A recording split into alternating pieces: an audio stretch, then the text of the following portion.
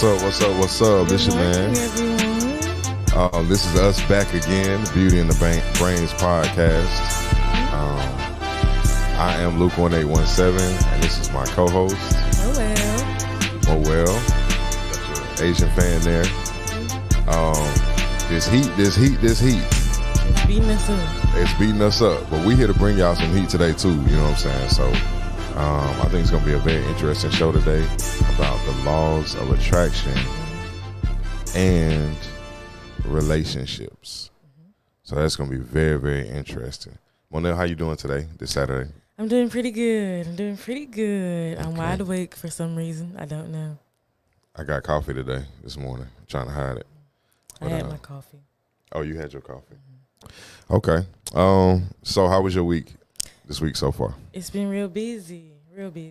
Mm-hmm. School, working, maintaining, staying calm.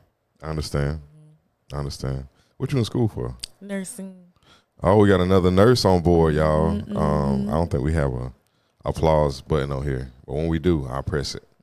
So we got another nurse on board for the medical industry. So once she come out of school, y'all make sure y'all go see her. Yes, I'll take care of you. She'll take care of you. Drug it real good. So drug our patients. We don't drug our patients. Oh, they don't drug their patients. No, that's a form of restraint. Yeah. Okay, so we're gonna have a show talking about nursing and the laws of nursing. Yeah, how you should be treated in the hospital. Etiquette. Okay, we're gonna do that, all that too. We're gonna go into that. Know your rights as a patient. And know your rights as a patient.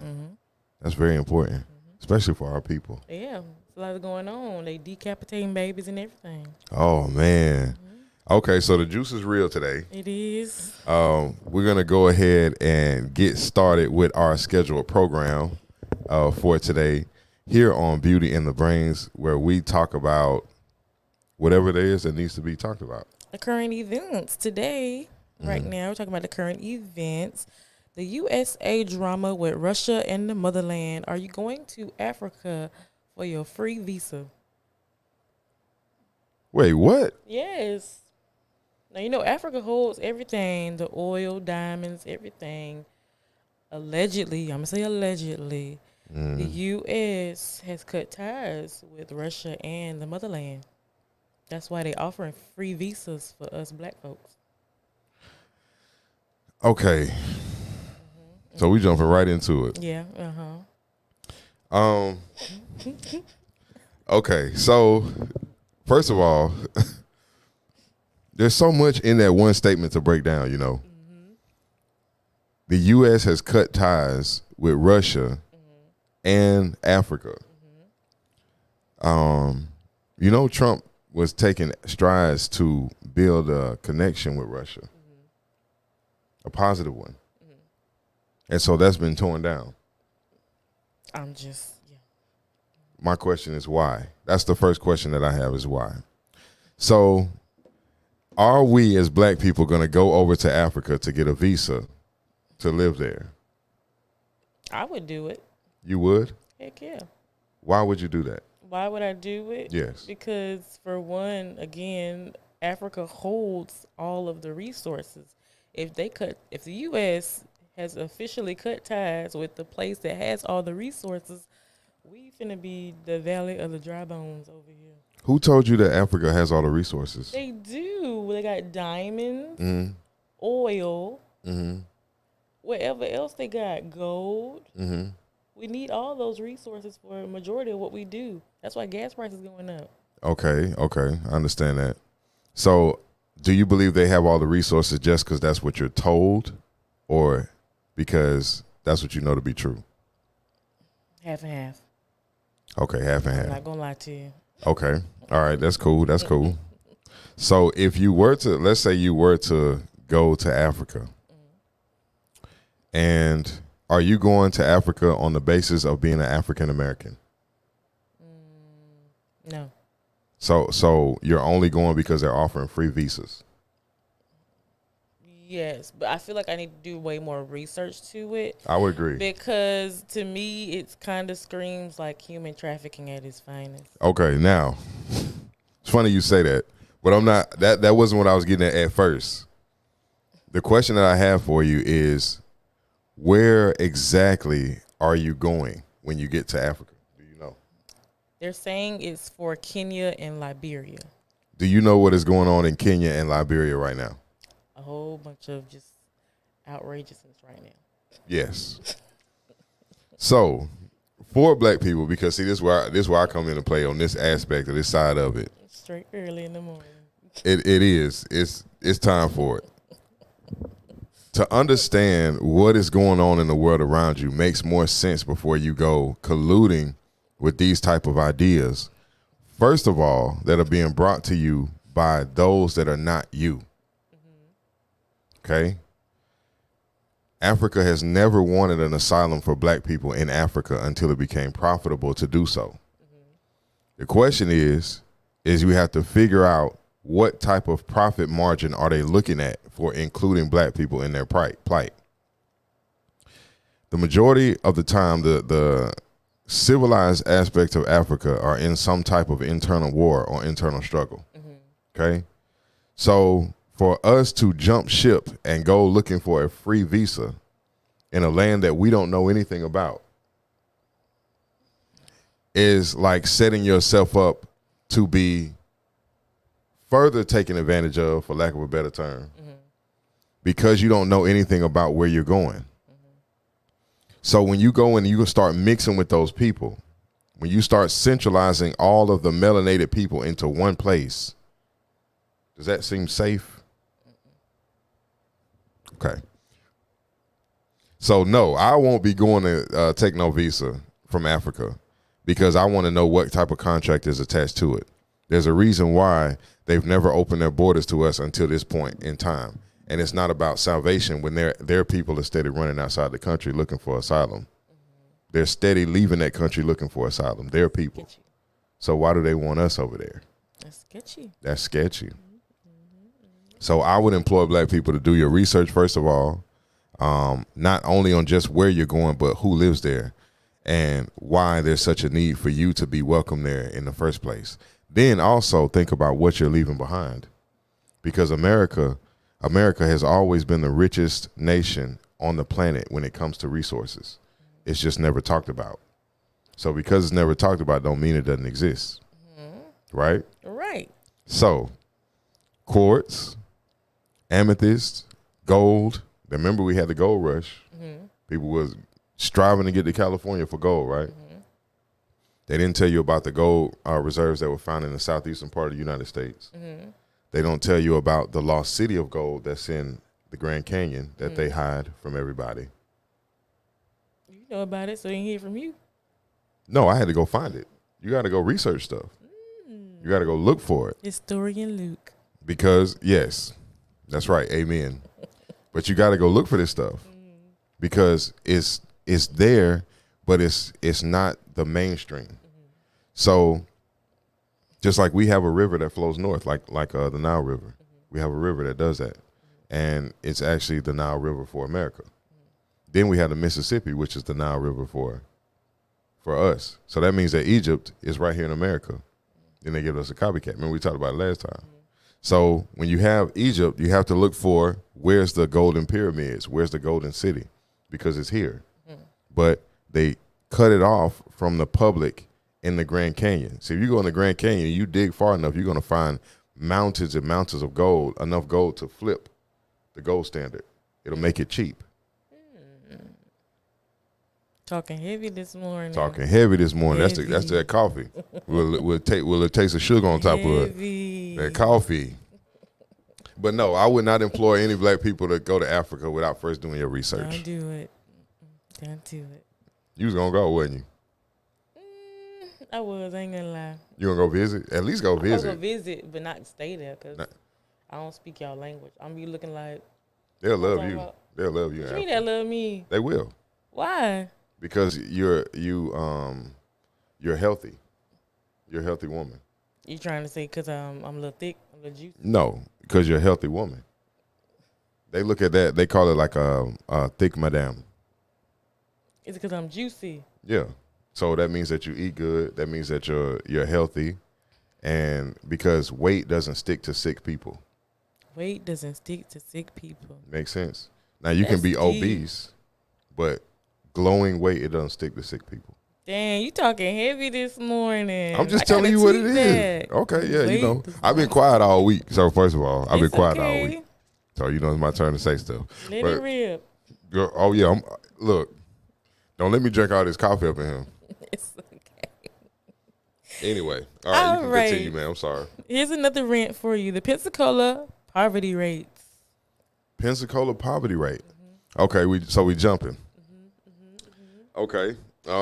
Is this show today about me, or is it about like opening me up? We just didn't open you up. This is the current event. Okay, so the current poverty rate in Pensacola. Do you know the numbers? No. You don't know the numbers? Mm-mm. Okay, let's see if we can find the numbers right quick. Because Pensacola is where we're located. It's where this show is based out of. So we try to bring news that is germane to the area that we're in first before we spread out. So let's see what the poverty rate is in Pensacola. This is interesting. So what's the question about?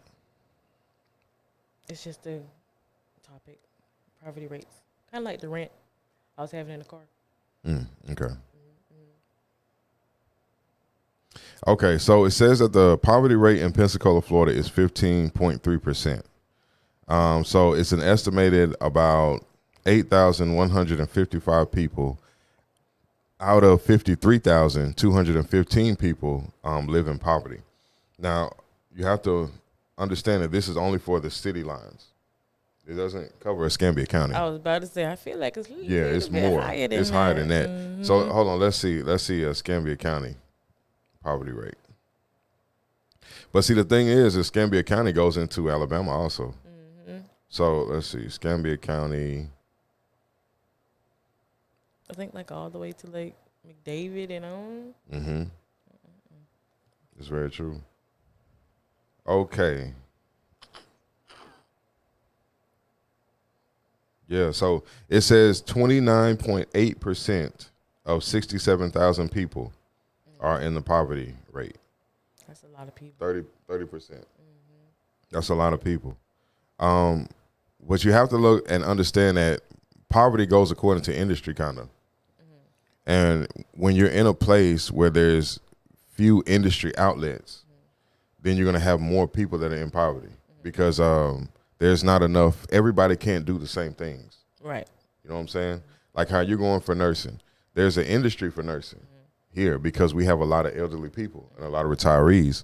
So because we have those retirees and older people, they create the need for the doctors and the nurses and the hospitals, right? Mm-hmm. So there's industry here for that. But if you're a welder, not really that much. There's not really that much industry here. So people that are good at welding with no job are going to be considered in poverty, you know. And I think that that's one of the main things that's wrong with Pensacola is that there's not enough industry. There used to be. Yeah, it did. There used to be a lot of industry here, especially in the late 60s and the 70s. They had a lot of chemical plants and all these Monsanto and all these different type of plants were here. So industry was booming. And then the EPA came through and shut all that down. And when they did, a lot of people, well, that was according to that great migration that we had when a lot of our people went up north. That was part of the reason was the EPA coming through shutting everything down. So one of the main issues with Pensacola is that there's not enough diversification of industry.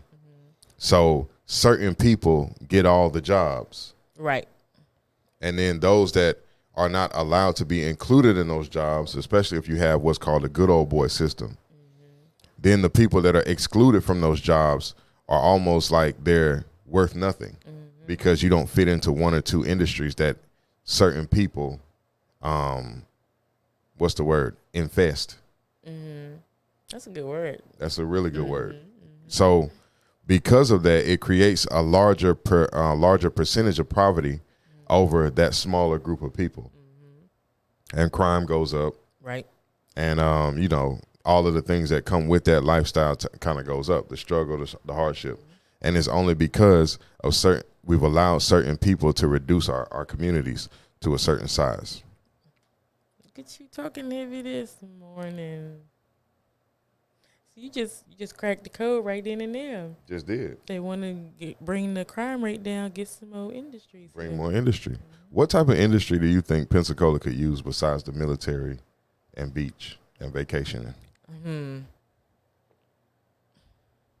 A lot of them. They need way more educational resources, recreation.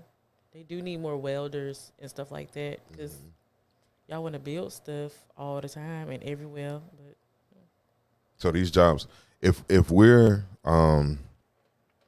building more, then these jobs are open. They're open now. If we're actually doing the work. So the West Florida High School over there. So they they rebuilt it or remodeled it or whatever. Doing off of Burgess? Yeah, because it used to be Woodham. And now it's West Florida. So they moved the whole high school over there. So on the inside of there, they have programs for welding, electrician, nursing, massage therapy, medical assistant. All of those things that you go to like trade school for are now inside of the high school. That's pretty cool. It is, because they're being trained to go straight into those industries once they graduate, which is good. So that means that there is an opening for those things. So the industry is there. It's just not being told to the people that could prosper from it. That makes sense? Okay. So the few people that actually get into those industries or catch wind and get into it, you see they start to climb the scale. But for everybody that's outside of the flow of information, it's too late. By the time you realize it's even a thing, it's too late, right? So when it comes to Pensacola, and again, I mean, not only does poverty go with industry, but it also goes with flow of information as well. Because when it comes to Pensacola, there is certain information that doesn't reach certain neighborhoods. Right. Never. So they never know what's going on around them. They only know what's going on in the neighborhood. Right. And if the neighborhood is uneducated, then the neighborhood's people is uneducated. Meanwhile, this neighborhood, they're dumping out because so those that don't know, I'm sorry to take over the show. It's okay. I ain't you know what I'm saying? She gonna have her rant time too, It's okay. But for those that don't know, I'm a medical massage practitioner, right? So it's called an MMP. A lot of people get massages, but not really our people. Our women are getting more and more into it. But our people for the longest haven't used that. It's been more for the other side, right? So when I go to the magazines that come out for the neighborhoods I'm accustomed to, you don't see go be a medical massage practitioner. You don't see that. Like, that's not advertised in those magazines. Or go over here and be a general contractor or this or that. You don't see those advertisements. But when you go on the other side, they have magazines and they have whole pages dedicated to going to school to become this. Go become this. This has a steady income increase over the next 10 to 15 years. Go do this job and this job. The information is there.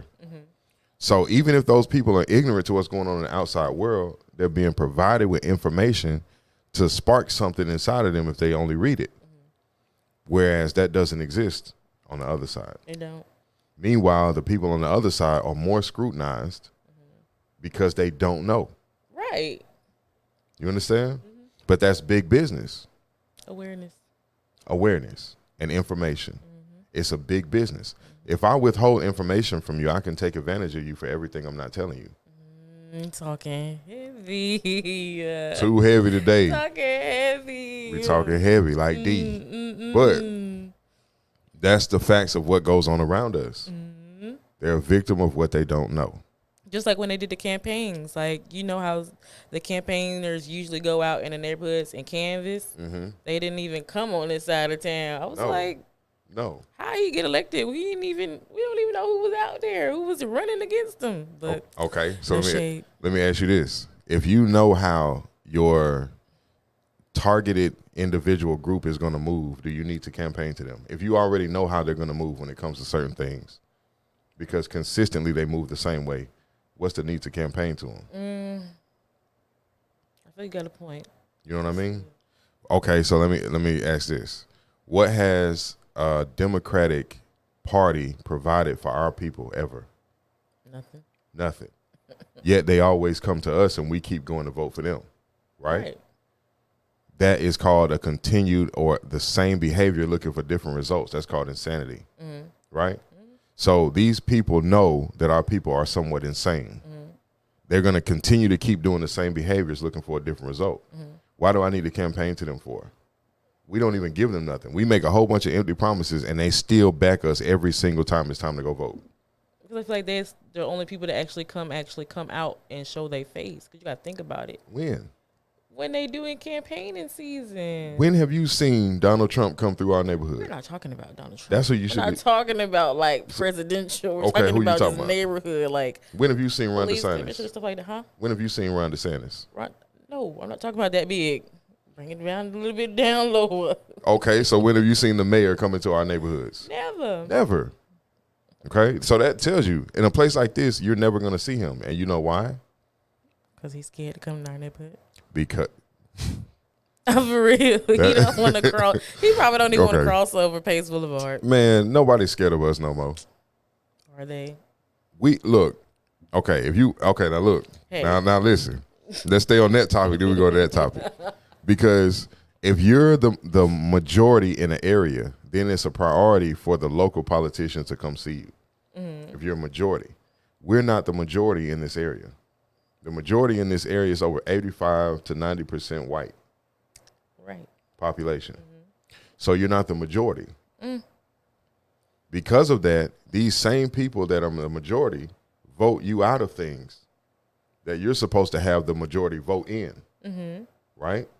Because of the numbers. We don't understand war at all. We don't get it. So we don't even understand when we're a part of a Cold War, a silent war. We don't understand when we're in a war because numbers, it's always a game of numbers. Because it's about awareness. Most of our people are not aware. They're belligerent. That's very true. And because we're not aware and belligerent, then the numbers stack up around us to where we're a small concentration on the inside, right? So and then add to that fact that you're calling yourself black. And legally, when you call yourself black, it means you don't exist when it comes to paperwork. See, we don't understand. There's a lot we don't understand here, or else we wouldn't behave the way we do. Because we can't tell when our numbers are doing this. We can't tell. We're all looking at things from an individual standpoint, so we can't see. Again, this goes into attraction because you get what you bring into you. Right? So we can't see that our numbers are reducing all the way down to the point where we have no type of power politically. We don't see it. We don't see it happening, but we wonder why it's getting harder and harder and harder and harder out here, right? Because we're taking ourselves out of our spot. Talking heavy today, man. We gonna look. Okay, I'm about through. That's what the preacher said. Preacher said, about 2 more minutes, I'm gonna let y'all go. I'm about through. But did I answer your question? You did answer it. You answered it. Okay. You have anything to say about that? No, I don't. I'm speechless. You just. Okay. And we're going to continue forward because I think we have more. Yeah. Okay. Do your thing. All right. So what is your thoughts on the Montgomery River Boat Brawl? You giving me heavy questions to answer, being honest. Okay. Said save it for the second episode, so I did. Okay, so we're going right in from the second episode. So the Montgomery City Brawl. First of all, I know, right? I think applause is in order because it's about time that our people realize what it's going to take for us to get to the next plateau. And unfortunately, and I say unfortunately because our people are not a people that leads out with this first until we look at each other. Right. Violence against another nation is not something that you want to have to do. But when other nations are constantly bringing this violence to you and then sweeping it under the rug like it didn't happen, you shouldn't react to it because there's nothing to react to. It brings you a breath of fresh air to see us sticking together in such a way. Right? It sent chills down my spine. However, just like my cousin said, because me and my cousin was talking about this, and he shout out Cuzzo, and he was like, Cuz, but you got to think about something, man, because look at where they at. I said, okay, so what you getting at? And he was like, those people weren't themselves at all, and that what was coming through them was an ancestral energy, right, from what happened in that place from years before. Okay, so how can you measure that? Well, you got to look at the elements that's around the people when it went down. They were in the water. Yep. You understand? So when you're dealing with water, water is a conduit for spiritual energy. Okay. A lot of times people look into the water and they see a reflection of themselves, and the spirit world open up, or they fall in, and then you go into this another dimension. So water is a conduit for spiritual energy. So just like the boy jumped in the water, that was his straight thought, straight action was to jump straight in the water and go over there. It was normally our people are reserved. If you notice, most of them was around, they wasn't getting involved.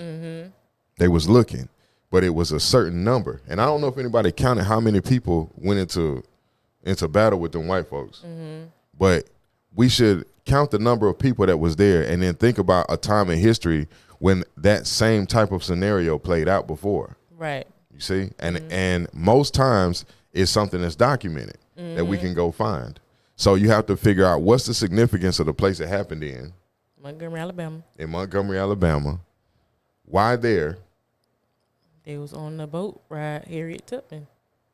They was on the Harriet Tubman. That's the name of the boat. Deep. Amazing. Okay, so you understand what I'm saying. So people, there's some research that needs to be done so that we can further understand what sparked that, because believe it or not, those that don't want you to understand are already researching why that happened. Because something like that, especially, and then there's a third aspect. What type of ritual is being done off of that energy? Because it's in the mainstream media. So normally when our people have such an excitement, the last time when they make such a big deal out of our people, like the shooter in Chicago and DC, remember that, the black shooter in DC? They made a big deal out of that because they ran a ritual off his energy. Okay, so, but when we're looking at what happened in Montgomery, it was a social media blow up, right? And then it became the major news on the mainstream media. So we have to get out ahead of the energy to figure out what energy pushed that forward, and then to study that energy to see what we can pull from it as a people. It's dangerous. Look how quick Walmart put chairs on sale. They all over their website. Sam's Club, Amazon, Kmart, they everywhere. Everywhere. Everybody's taking some of their energy. You understand? So why aren't we? Awareness. You're right. That's the word of the day. That's the word of the day. But they did their thing. Why would them people come on live looking all beat up like that afterwards? Because I guess they felt like they, you know how they are. They want to be the victim. But you should have thought about that. He might have two napkins up his nose, two black. That's what you get. Now, let that man do his job. Yeah, let that man do his job. You know what I'm saying? That's crazy.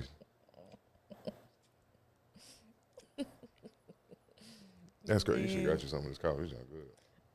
I got some. I ain't trying to be up all night and all day. You mean all day and all night? We in the daytime. So next question, what you said now? Anyways, those are our current events. Oh, those are the current events for today? Okay. Any of those that you would like to expound on? Nope. You sure? Okay. So, because you're heavy in the church, I want to ask you this. Okay. Not the start name, but whatever.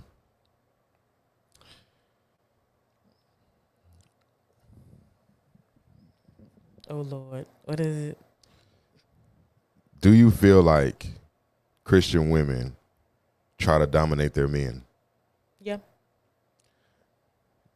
Why do you think that is the mindset that most Christian women have? I feel like it depends on the person, like the female. But overall?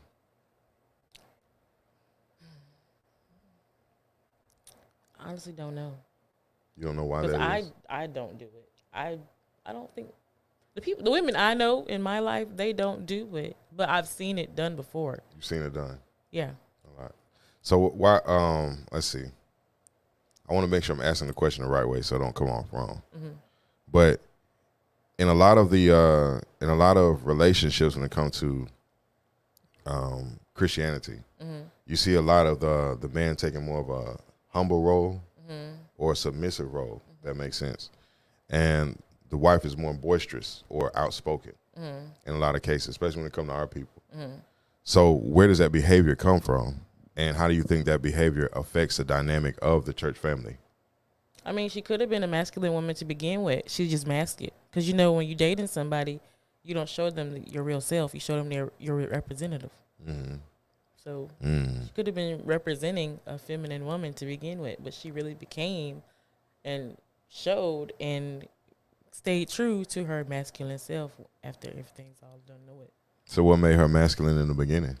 What made her masculine? To begin with? Probably her upbringing and then social media. You know, they project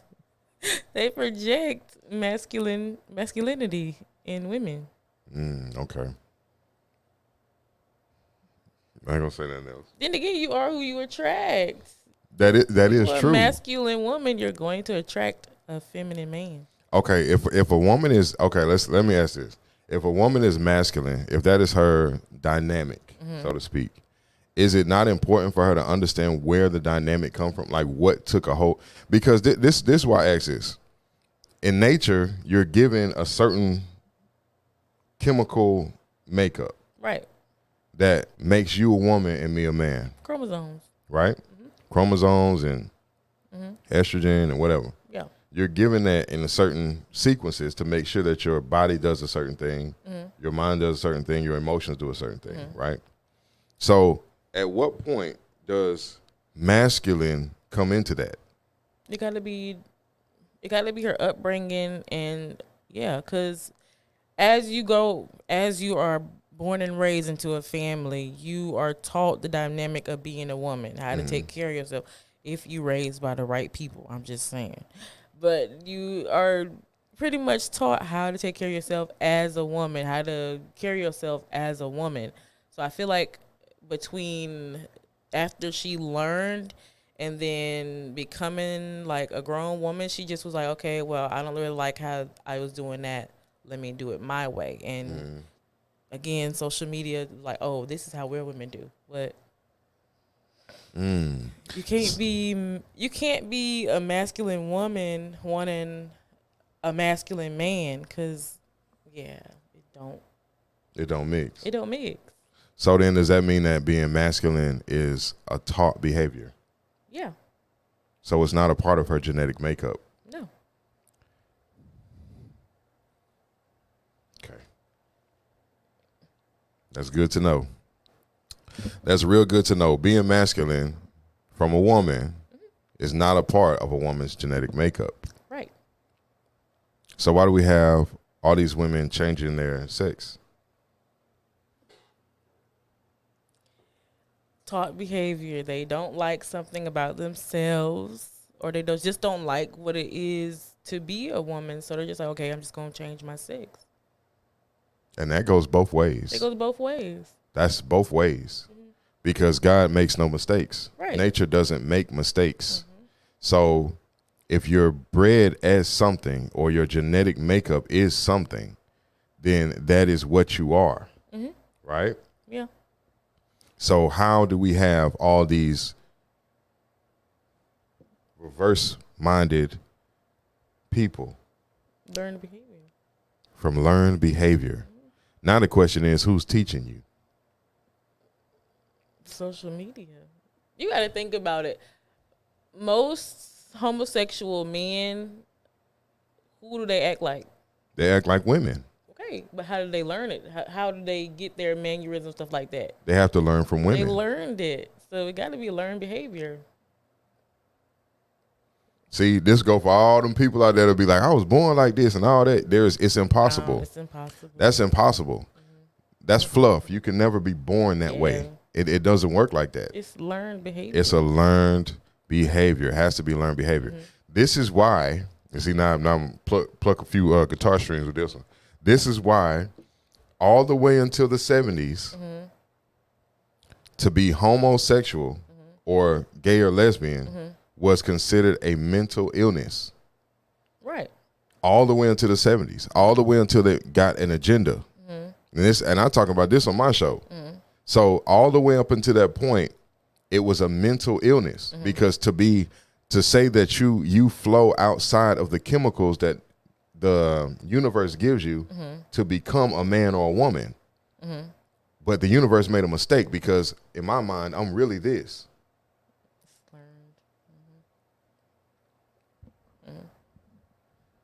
Agendas.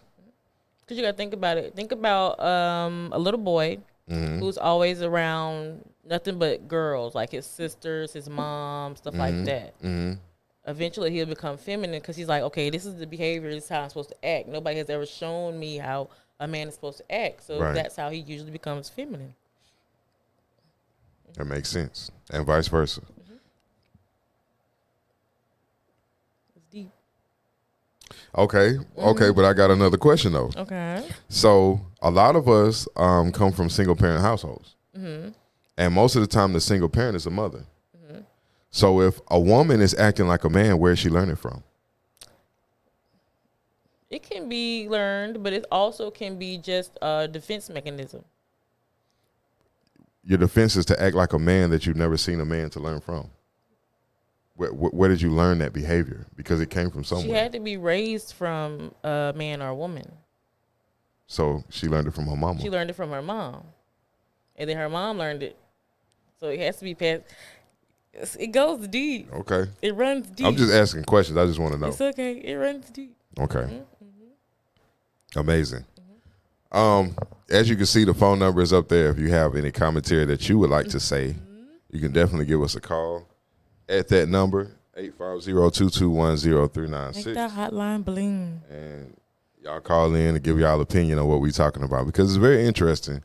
And, of course, we can't cover it all in one show, but it still needs to be talked about and discussed because it's becoming a lifestyle. Right. And not only are we being pressured into accepting certain lifestyles, our children are going to grow up none the wiser. They're going to think that this is normalized everyday life. I feel for the kids because, no lie, I picked this girl up from school. I was doing Uber, and she was just in high school. And she was like, guess what happened today? I don't feel safe. I was like, why? What happened? She was like, I went to the bathroom today, and there was this boy in the bathroom. Well, a feminine presenting male. I was like, what? So you mean to tell me it was a boy in your bathroom using it? She was like, yeah. I was like, and you ain't reported? She's like, no, because I thought he was a feminine presenting male. I said, Lord, the Lord is coming back. Oh, my God. I was like, you didn't feel unsafe or anything? She was like, yeah. I was like, okay, that would have been the perfect time for you to go report it. Right. I was like, y'all don't have like a resource officer or nothing? No, because you're condemned. You have to accept. We've been taught to accept these things. Okay, so this whole agenda, I know we're not talking about this. We're talking about Law of Attraction. We got a lot of stuff about that. But that whole thing was ushered in, first of all, through Obama. And you saw how black folks was when Obama was, we got a black president, this and the third. But we didn't study his policies. We didn't look at what his agenda was or what he was there to do. We didn't pay attention to that. So through Obama, now we have gay marriage. Right? So, which wasn't a thing before. So now we have gay marriages allowed and accepted. When you allow this thing to happen, that was a testing ground to see what the people are going to stand for, what they're not going to stand for. When you allow these things, now mind you now, your mom and your grandparents would have never voted. No. Okay, you see what I'm saying? So we understand that. So there's been a disconnect between those generations and the new ones, right? So you got to test the ground. You put Obama in there, black face, and then you make all these black people accept him because we're the majority in the country. Then, while they've accepted him and that's died down, now he starts pushing all these policies through, right?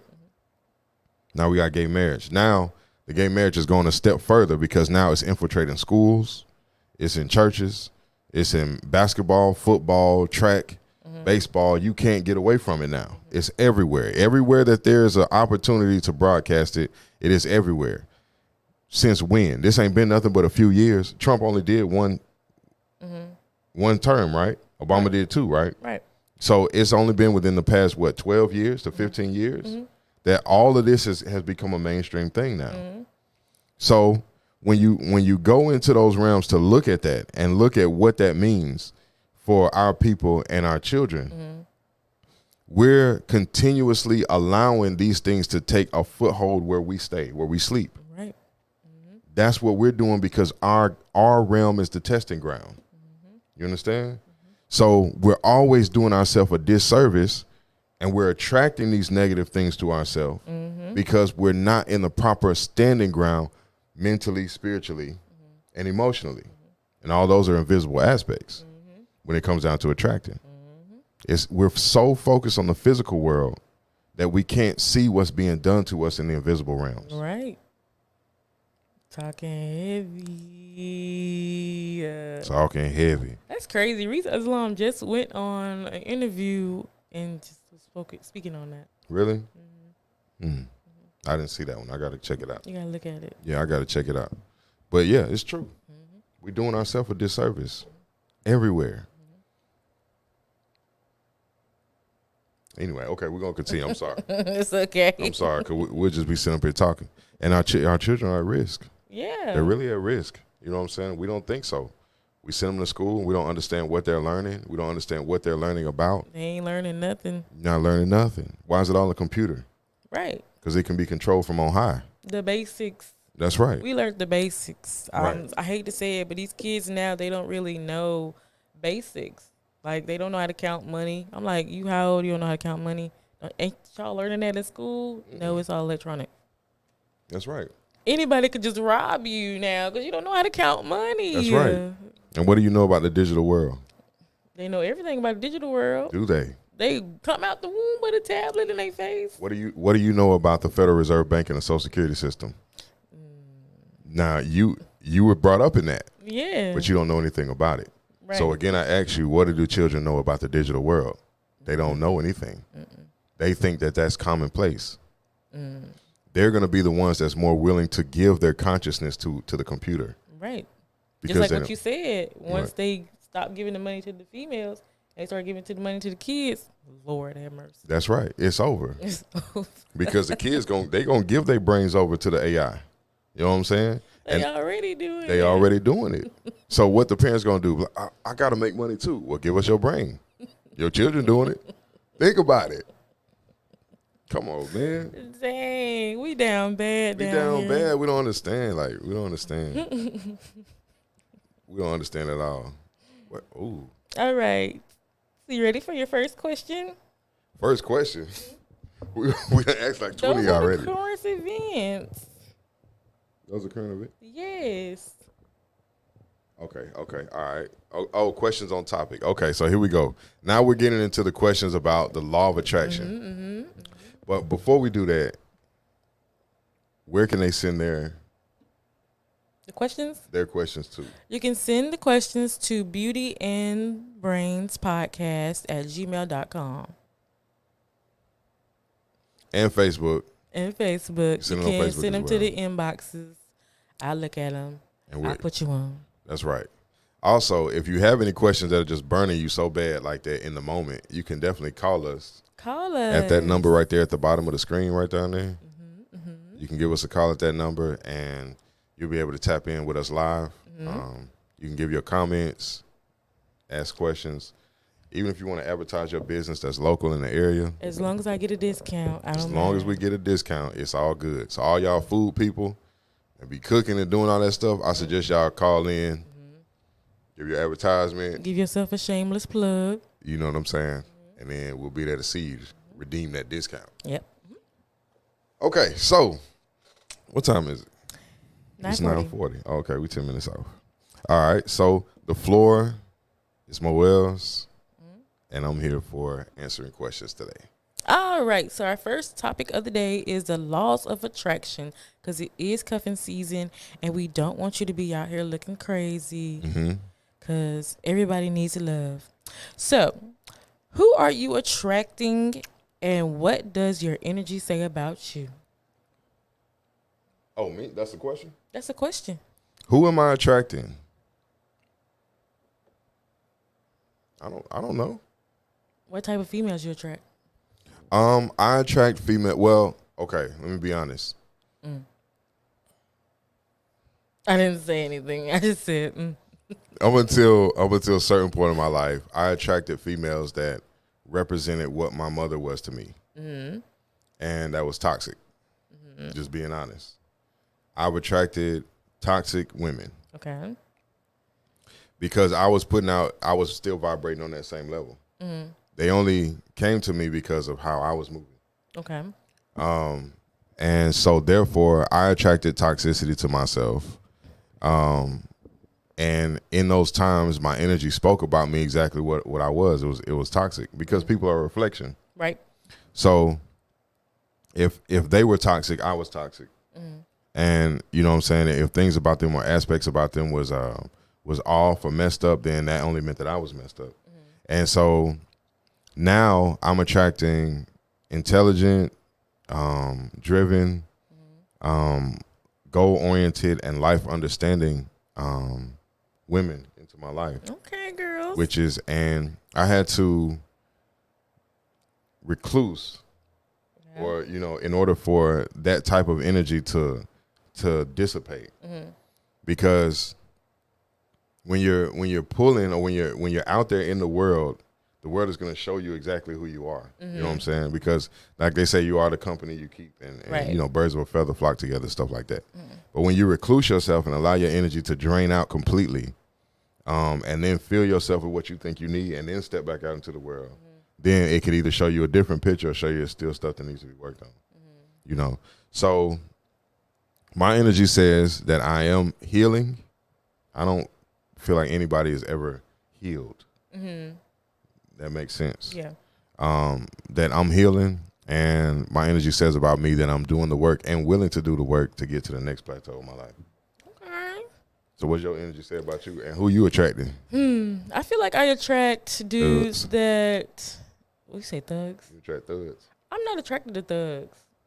Like, if you sagging, I'm immediately going to pretend like you don't even exist. I'm going to look straight past you. Yeah. No saggers. We on that type of time. I feel like I attract dudes that always need healing in some type of way. Because I feel like my energy is healing. It's kind of peaceful, it's chill, so people like look for that. But I feel like I always go on empty because I'm getting pulled in different directions. So you're like you're a nurturer? Yeah. So do you give the energy you give, you don't get it back? Right. I see. So what about now? Is that up until this point, or have you? I feel like it's been going on since like the beginning of the year, but I feel like now I'm in this space where I tend to myself first before I even try to give energy, because I'm like, okay, if I don't have this amount of energy to get to myself, I'm not finna do it. Right. Yeah. Which is what the Bible be saying about cup runneth over. Right. Then you have energy to share with other people. I feel that. I feel that. I did like this little thing for Lionsgate or whatever, where you write down what you want to see, and then you fold it towards you, and then you burn it or whatever. And that was like but when I went into that, doing that, it was all about, I thought it was selfish what I was writing, but it was what was coming to my heart to write. And it was about myself and attracting what I need so I can be full. And then in that space of being full, it's in doubt, without a doubt, it's going to run over. And when it run over, then that same blessing that I'm asking for myself, I can give to other people. Right. That's what you need. So you got to be selfish. You have to be selfish now. Because at the end of the day, if you giving and giving and giving to other people, nobody really is going to give back to you. And it is what it is. And that answers that. That's right. So look what goes into your first question. That's why. Be the person. Yeah. What healing? That was my note. Be the person you want before you can get them. Healing women attract the most draining men. Healing women attract the most draining men. And we just said why. Yeah. Because most healing women find their feminine energy and they make that switch over into becoming more nurturing, because that's an aspect of the feminine principle, is to be a nurturer. But when you're dealing with a lot of subconsciously feminine men or needy, all these emotional men, they come to drain out what the healing woman has accrued for herself because of what she's becoming, and they're not becoming anything. So as she's becoming the nurturer, they should be becoming the protector and the provider. And take my space. It's only one that's growing and not the other one most times. Remember, I don't know if you remember this. Like what I saw when I was coming up, a lot of times the men follow the women into the church. So like the mother would be saved first, and then next thing you know, her husband would be like, "Oh, I just got saved," like, you know what I'm saying? Because the woman sets the dynamic a lot of time in our everyday black person life. It's the woman setting the dynamic. So if the woman is healing and she's attracting draining men, it's because a level of her is healing. Does that make sense? Right. So once she gets to the point where that's no longer powerful in her life, she's healed from that. You know what I'm saying? So you can do the work alone, but you got to still be tested, if that makes sense. Right. And that's why a lot of healing people attract draining, because we're still trying. We got to make sure that we're healed. And you'll know. Then when you see, you're like, oh, you know what? I'm good on that. Go on to the next person. Okay, now they're healed. Let me send them somebody that matches that. Then they're going to bring you a different life lesson. Deep. So, okay, I'm going to ask you this one. So feminine women attract masculine men. Masculine women attract feminine men. Wait a minute. I guess that's not a question. It's just my notes. Oh, that's just notes. Oh, okay. So what type of significant other do you want to attract, and why? I want a masculine one. A masculine one that knows my limits, and he's not draining. What do you mean by draining? Like, I can't always give. It got to be some type of reciprocation involved.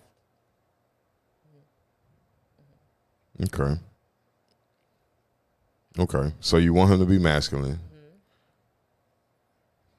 Okay. There's a lot of females that think they know what a man is supposed to be. What does that look like for you? If you were to build your perfect man. To build my perfect man. To build your perfect man, what would he look like? Like, how would he be? Okay, we doing his attractiveness, like what he look like the outside or the inside? I'm talking about the whole bubble, because you know what you want as a person, right? Yeah. Okay, first of all, relax. That's the first thing. Calm down. I'm just saying. It's Saturday morning. Okay, so this is not for y'all to come shoot y'all shot. I'm just saying. But if for the outside, he gotta look like something. He can't be, a throwaway. He can't be undecent.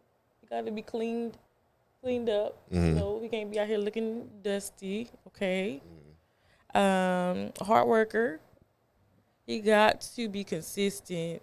He has to be patient, because my time now is just like that. Like, if I'm over here, I'm at school. I'm here, like, I'm all over the place. Be patient with me, please. Okay. Let's see. You definitely have to be funny, like I said.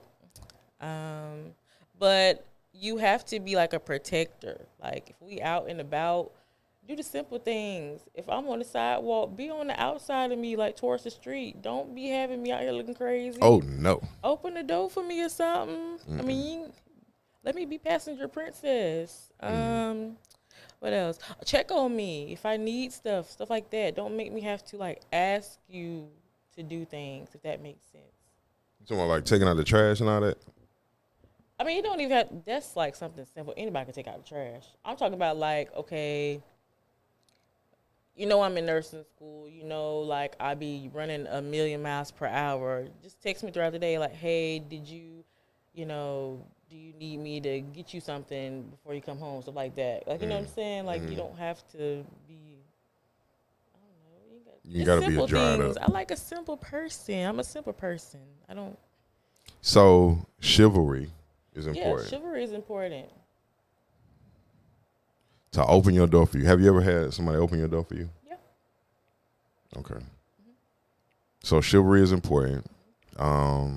Driven, patient, kind,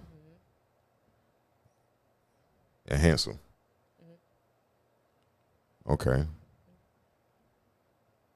What about when it comes down to like, well, no, you said you want them to be consistent, driven. So you're pretty level-headed too.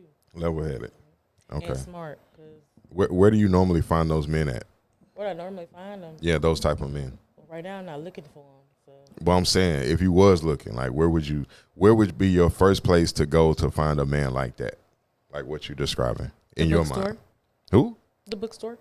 The bookstore. Okay. Yeah, that's true. Man. I could be an old woman in a young person's body. I mean, you can. You have that right. But most wouldn't say the bookstore.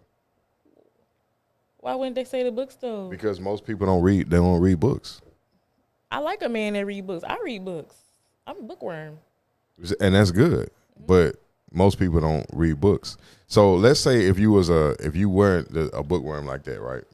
And you were like a club hopper, or you know what I'm saying, you do your nursing thing and then you like go home, like go to work, go home. You just be chilling. Where do you think you would find a man like that? Please don't say church. I wasn't gonna say church. Trust me, Lord have mercy. That's a whole rant on that church house. You hear me? Okay. But so where would you find them? I would probably find them at like Publix or At Publix. Yeah.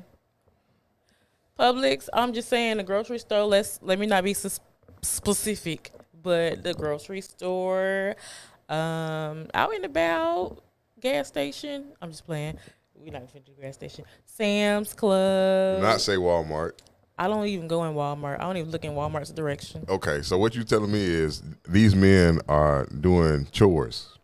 I mean, they got to eat. They got to do stuff for their house. I mean, especially if they single. They doing single men stuff. Home Depot, Lowe's.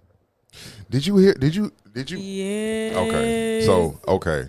But so you looking for this man in the grocery store. Publix is a grocery store for people that don't know out there.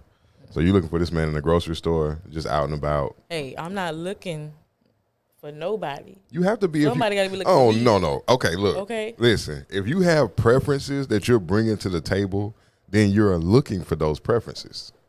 Am I? You have to be. That's what you say that you would desire, right? I desire it, but I'm not finna be out here just breaking my neck, pulling up at every Publix in the city looking for somebody. Then how you gonna meet the person? So that's what I got to do this weekend? Well, what I'm saying is Publix is broad. You know how many Publix in Florida? Heck yeah. It's a lot of them. Is somebody calling? Somebody calling. Let's see. Let's see them. What's happening? What's up? Hey, Oscar. Maybe I'm a little late, but I got a question. Okay. Oh, who's calling first? This Lena. Oh, Lena, what's up? What's happening, bro? Nothing much, man. What's good with you?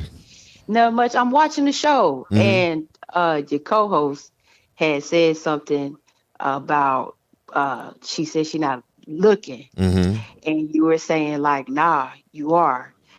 My thing is, it's like you don't necessarily have to look for anything if you're vibrating on that level. So when she was saying she's not necessarily looking, like that would make sense if she herself is in total alignment. It's automatically going to come to her with the laws of attraction because she's already vibrating on that level. So she can find that person in the public. She can find that person in the library. She can find that person in the gas station or wherever she may be because she's automatically vibrating on that level. So right. You better put some respect on Lena. All right, that's it. with the cleanup, we appreciate that, Lena. Thank and you. that makes All right. perfect sense.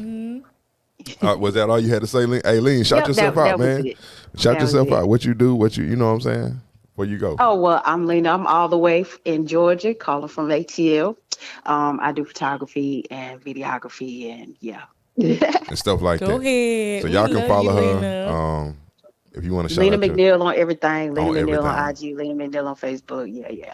Oh, bam. All right, sis. I appreciate you calling in. Period. All I right, love you, great show, y'all. Lena. All right, later on. Yep, yep. So So boo. you had some backup. I did and Okay. did. Okay, so you can be vibrating and attract what you want by vibrating on that level. Right. Okay. Heavy. Okay. That's real heavy. Heavy. Okay, that and I agree with that too. You're right. You're absolutely right. So that means that you've already, if you're vibrating on that level, then that means that you've already done the work to heal yourself. And so you're healed at that point. But nobody's ever completely healed though. But you're healed of the things that would bring you down in a relationship. Right. Heavy. Okay. I'm a big stepper now. I understand that. I understand that. Big stepper. But if you've been healed, then that means you've already been tested too as well, right? Yeah. And you passed your test. All right.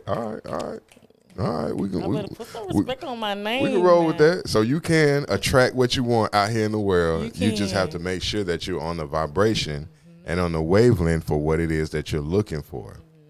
All right. Shout out Lena McNeil for that commentary. Appreciate that. Love you, Lena. Okay. And what's your next question? My next question. Okay, you got that one. Okay, so have you ever been in love with someone, and how did you know if it was love versus a crush? Okay, I have felt in love with someone before. And I knew it was love. If I go by the feeling, the way that you feel on the inside with the butterflies or whatever, you still get that feeling when you think it's love. That person excites you, and you can be in a whole room full of people and all you see is them. So that's the love phase, which normally lasts like a year, 2 years. And then you just like, what? Like, get an attitude with them or whatever. But, and I knew it was love based on those things. Whenever I have a crush on somebody, it's normally just mental. The stuff you think about mentally is no real excitement or feeling that motivates the thought. Does that make sense? So it's like, oh man, they cute, or I'm stricken by them because of this. But I know I don't love that person. I don't have that type of reaction. It's just up in my mind. So that's the difference between love and a crush, Okay. I think. What about you? I've been in love before, and I mean it was deep. I mean this man had me on FaceTime every day for hours. I'm talking about 20-some hours. What? It was love. A day? Yes. So while you at work, you on the phone? No. I'm about to say. I would get off the phone to go to school. I would get off the phone and go to work. But he knew my schedule because we was in good communication because that's how I am. But as soon as I get off, he's calling, checking on me to make sure I made it to my car safely. I make sure I made it home safely. And then you just carry on conversation, or he just, if I was going to see him, he would be on FaceTime, literally show me your location so I know where you at, stuff like that on FaceTime with me, making sure okay, I got my eyes on you both ways. So if something happened, I know where you at. He was that type of dude. Okay. So he was a protector. So how did his energy make you feel like you were in love? It made me safe. It made me feel 100% I could be myself with this person. And it just was a good feeling. You know how you get into a relationship with somebody, you're dang, I don't know if I can be my 100% myself. That's how it was with him. I could be myself. I didn't have to second guess nothing, stuff like that. And it was pretty cool. So how come y'all not married? You gotta ask him that. Wait, hold on now. So have y'all ever had that conversation? We had every day, almost every day, at least every other week, we would have the conversation about marriage, what life would be like, stuff like that. Because he knew I was in nursing school. So he would be like, okay, how would this work? If you finna go be a traveling nurse, how would this work? If we were to have a family, would you still travel, or would you be home and just take a job wherever? And I would be like, I would be home. I would be based somewhere. I wouldn't go travel, especially if I had kids. Right. I wouldn't want to do that. So why y'all not together? This is gonna be a story for story for story. But if y'all got time, I listen.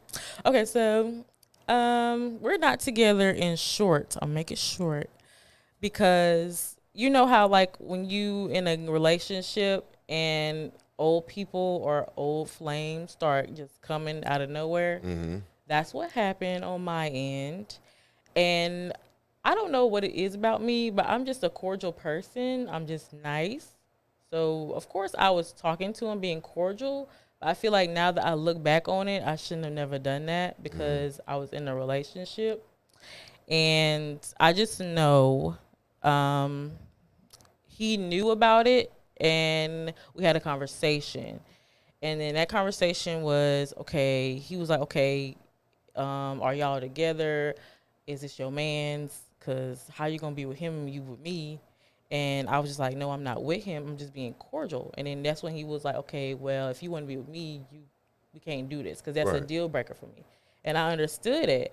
And at that time, I was just like, you know what?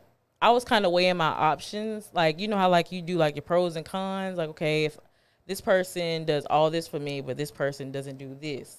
That's what I was doing. I was like mentally like, okay, I don't want to be with this person, the old flame, because I was like, he's a ghoster. Like, he just ghosted me. So I had already made up in my mind and in my heart that I didn't want to be with him. And I told him, I was like, this, whatever you got going on, whatever we got going on, this ain't going to work. So, and he understood it, and that was that. But I felt like it was a little bit too late. So when it came down to it, the man I was in a relationship with, he, along with like my friends, but he was just like, I don't know if we can be in a relationship anymore because of that. Yeah. And I mean, So you had to let it go. yeah. Yeah, man ain't gonna go for that. Yeah. No. Because I've had conversations about this too. Like, is it okay for, like, say for instance, if it's an open relationship and the man has like, say he has like women friends or whatever, and then the female's like, well, what if I have male friends the same way? Then if he's a man, he's gonna walk away. Right. It doesn't seem fair, but ultimately, like we were talking in the beginning, you can't deny nature. Right. And nature is always going to take precedence no matter how much we try to fight it. You know what I'm saying? So our nature, our natural sense is to be territorial as a man, because once you go into a woman and you, let's say you have seed with that woman or you have a child with that woman, then your natural protection, your natural way is going to be to protect both of them, because that's considered to be, that is the producer of your seed, and then there's your seed, right? Meanwhile, for a woman, and we look at this in everyday dynamic, women, a man will have children with multiple women, and if the scenario is right, you'll see those women coming together to work together for the betterment of all the children as a community.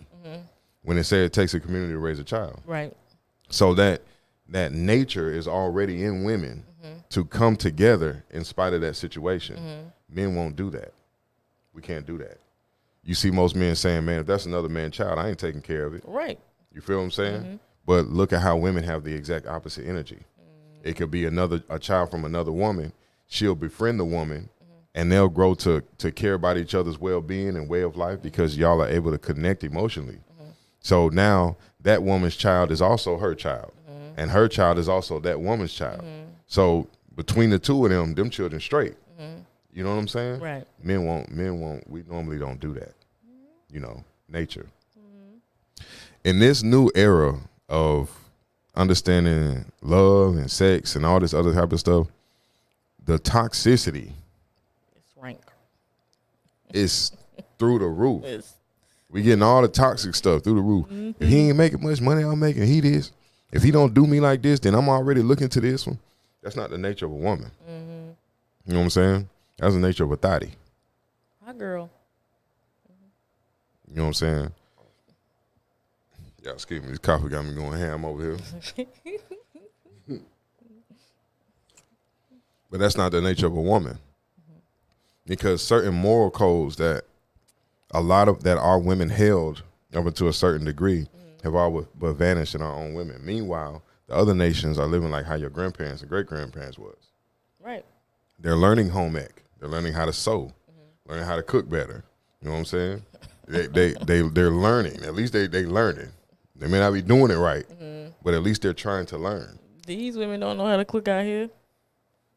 But your grandma did. Heck yeah. How many of us out there, by a show of hands, can say, "Man, my grandma used to cook some food."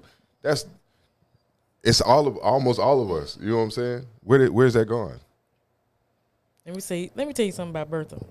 Bertha cooked breakfast. When breakfast was done, she started lunch. When lunch was done, she started dinner. And then she stayed by herself, but she made enough for people to come and get a plate. That is very true. That's very true. It was different. And it was leftovers, but please believe the next morning she finna make a fresh meal. That's right. Nah, that's too much work now. This what be going on. If I'm making this stuff up, then please call in and correct me, because there's too much work. Why am I gonna put all that work? You want what is the thing that said? You want wife duties without a ring. This goes along with the topic. Okay, all right. You have to be a wife before you get a ring. Now, I'm not saying, pick me, this, that, and the other. Okay, heavy. But I'm just saying basic homemaking skills, cooking, cleaning, that's a wife. So if you don't got those skills before you go down the aisle, I suggest you turn around, go turn that dress back in. Child, these are big misconceptions about marriage. Like, are you getting married just for the ring? For the wedding? The glamour of it? Yep. I'm not going to say nothing. That's right. Marriage is hard work. It is work. It started right then and there. That's very true. It don't start, child. So it's better to come in with skills. All of it. So technically, you're not giving anybody wifely favorite when you're in a relationship, because this is what the man is shopping for. Look, a woman can't marry herself. Sure can't. A man has to pick you to marry. Right. And if that man is a man, then he's going to be looking for certain qualities that he would like to have going into life. Right. He ain't finna pick no Jada Waiter. He ain't finna pick no hot girls. He's finna pick a wife. You said who is Jada Waiter? Jada Waiter was a influencer. Oh, influencer. Oh, looks like we got another phone call. Hold on 1 second. Talk to me. Hello.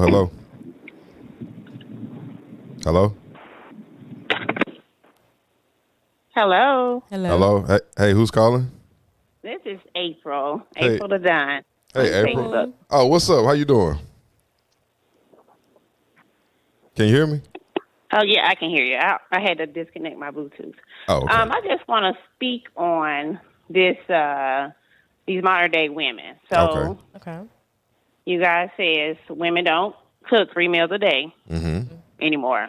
Sure don't. I just know that times have evolved. I'm not cooking 3 meals a day. I don't think it's necessary. And 3 meals a day, our grandparents also suffered with hypertension, diabetes, so many comorbidities. So I think it's the woman's job to make sure her family is healthy as well. Right. I agree. So things have changed since back in the day. So you also. Okay. No, go ahead. I'm sorry. Okay. I also want to speak on like women and standards. Now, I just got out of a relationship, and I just think everybody's situation is different. I'm down to earth. I'm not really looking right now, but I think everybody's past reflects on how they respond today. So I'm just going to say this. My last relationship, you can be down to earth and helping and, try to be a partner or go into a partnership in your relationship. But as a woman, I feel like a man's supposed to come already together because he has to leave the household. So my last relationship, I kind of found myself doing too much as the woman. And when I say that, I almost felt like a social worker. At the end, now that I can go back and reflect on it. So I think having standards are important. It just depends. A man also must know who he is as a man and what he stands for. Right. And that, it's so toxic now. It's really not. I don't think nobody. It's just between the media and all this other stuff going on. It's horrible, as you guys see it. That's true. True. Mm-hmm. That's very true. And that actually comes back to the topic, which was what are you attracting? Because that goes equally for men and women together. You know what I'm saying? Because men are out here attracting toxic women, and it seems like they can't find the ones that are wholesome, that have morals, that are ready for something different in their life because of what the media is bringing to us every day. Mm-hmm. You know? Yeah, it's scary. It's very scary. It really is. So, you just got to love yourself at the end of the day and just be patient. Right. And pray about it. That's right. No aggression. No, I'm not aggressive at all. I'm enjoying this, actually. Next time when I do date, I want to do it correctly. You know? I don't want to go in being dominant, as you guys spoke on, trying to take care of everything. Feel like a man got to be a man. Mm-hmm. That's very true. First. And then also, and the woman will follow. That's very true, because in the last show we was talking about courting instead of dating. Right. So you want to be courted. You want to dig for that ring, girl. To get that ring, that should bring the proper man to you too. Mm-hmm. Yeah. Okay. Right. Yeah. So that's all I wanted to say. I'm enjoying y'all's show. I appreciate it. Appreciate it. Okay. All right. Call in whenever you feel the need to. And talk to you later. All right. All right. Okay. Thanks. Interesting. Mm-hmm. Deep. Very, very interesting. Talking heavy this morning. That's right. So it is. So what she was saying was that she doesn't agree with the 3 meals a day. Oh, I was just using an example. Oh, using an example. Heck yeah. But at the same time though, well, yeah, times are different. So I guess with the need to have to do that type of activity is not the same. Mm-hmm. But the mentality for your family's well-being should still remain. Because what she was saying was that the woman should still want her family to be healthy and whole and complete, which may not be the 3 meals a day because we have so many different options to choose from now. Right. But you still want the same type of outlook when it comes down to your family dynamic and how you want your family to represent you. If I'm getting that correctly. You getting it. Okay. All right. That makes sense. So do you feel like, because she also says she feels like a man should come whole, which goes into what we were talking about with Law of Attraction, and a person working on themselves. If a person is still, or if you meet somebody that say has, for your foundational qualities, they have all except one, or they're working on something, or something is in progress, do you feel like that person is somebody that's to be denied until they fix that? Or are you willing to take the ride with them into fixing that? When we talking about dating, you can just go at it. But if you're talking about courting, like we said, you gotta be denied. Because at the same time, you should be still working on yourself too, especially if you're trying to get to marriage. So you think it'll be healthier for women to actually deny men that come incomplete? Yeah. What about vice versa? Same thing. But how is a man to know when we don't look for the same things in a woman? For instance, if a woman doesn't have, if she's not put together financially, most time when she meets a man, we can work on that. The type of, or the things that she's required to have as a woman going into the man are not the same things physically and tangibly. So she could be an incomplete female and he's still willing to love her where she is because of who she is and not what's with her. Does that make sense? It makes sense. Does that now negate the majority of women who are looking for marriage? A man searches for a wife. A woman hopes to be married. Right?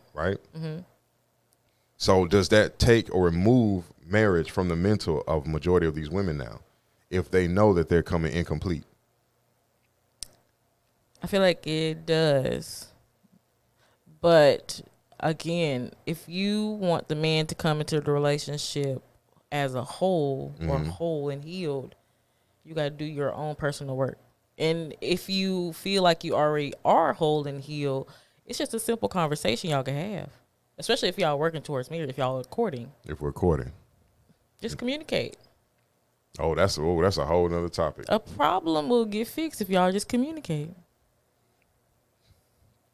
That's a whole nother show. Communication. The whole show could be on communication. Okay. So communication goes hand in hand with healing. It goes hand in hand with longevity in relationships. Communication. After you've already done the work to heal yourself from your previous timelines. See, look, this the thing that kind of confused me on that, because this is the type of person I am. Whenever I have an issue with somebody, I try not to bring that issue to somebody else. I try. Okay. It's, you know what I'm saying, because it's like, it's human for us to base what we're dealing with off of what we've dealt with. Okay. That's a normal human thing. So I try not to take the same feelings that I had in that previous relationship and bring that into this new relationship if I can help it. It's hard to do, right? Excuse me. How do you deal with dating and toxic people from the past? Like you was talking about your ex before. So you were cordial to that person. That's cordial. I'm Right. always cordial. But being cordial or nice to that person brought a negative end for what you were dealing with. Right. Right. So how do you deal with that, with those situations that may pop up that were toxic before? How do you put those things behind you finally and allow those things to rest? Well, for now, moving forward, I just have to move differently. Like I have to make sure if this is going to be a relationship that I know is heading towards the future, towards marriage, I gotta immediately cut them off. Immediately. Especially when I get wind or when I get feelings that it's coming towards some type of marriage or something serious, I gotta cut them off. Okay. Block 'em. Now we got to go heavy. You were being cordial to your ex. Was it because there were still feelings for your ex there? Be honest now. For being honest, I feel like there's no like deep feeling for him. But I feel like it was just a crush, if that makes sense. Like, yeah, I got a little puppy love for you, but compared to how I feel for this person is nothing. Because this person was like, he captivated my mind before he captivated my heart. And that's deep. That is deep. If you can do that. I understand. That's deep. So then how did the ex even come into existence? He came to existence by email. But I'm saying, like, if he captured your mind before your heart, then how did your ex even get the opportunity to come in there and toxify the situation? How did he do it? How did he even? Because if your heart was secure with the other person, then the ex wouldn't even have the opportunity. Right. That's how I feel. Like, he had the opportunity. I kept telling him, I was like, he don't have a chance on you. This is you, and this is him. He don't have a chance. Like, come on now. But the situation is, where is he? He's gone. Right. So that means the ex had the opportunity. He didn't. If I tell you to your face, we can't do this. I don't know what this is, but I'm not finna do this with you. Right. I'm happy. I'm good. I'm good, love, and joy. If I tell you that to you, I mean it. And I mean it in the most calmest way possible. No smiles, no giggles. I'm serious. Okay. See, now, and see, I bet you for a lot of women out there, they're gonna agree with you. Because once I say what I say, but from a man, he ain't having it. It don't equate the same way. Because what we're looking at for as men, we're looking at the actions. Right. Because anybody can say anything. But what your feet drive you towards is a different thing. So action means a lot. So as we're breaking down this law of attraction thing, the action is attraction too. Okay. So if you're willing to open yourself up to talk to that person and then walk to that person, then there's still an attraction that's pulling you towards that person. It could be. But I feel like it's diminished. Like, I don't. But it's diminished for you.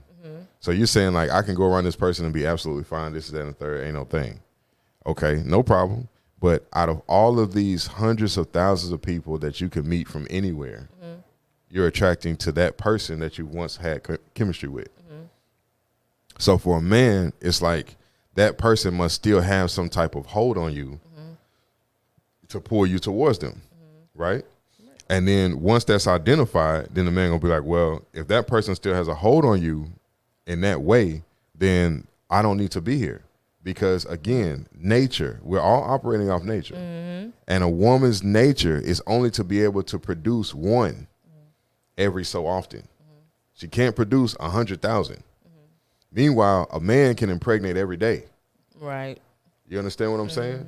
And it still won't hold the same. The reason I say that is because it doesn't hold the same value and weight.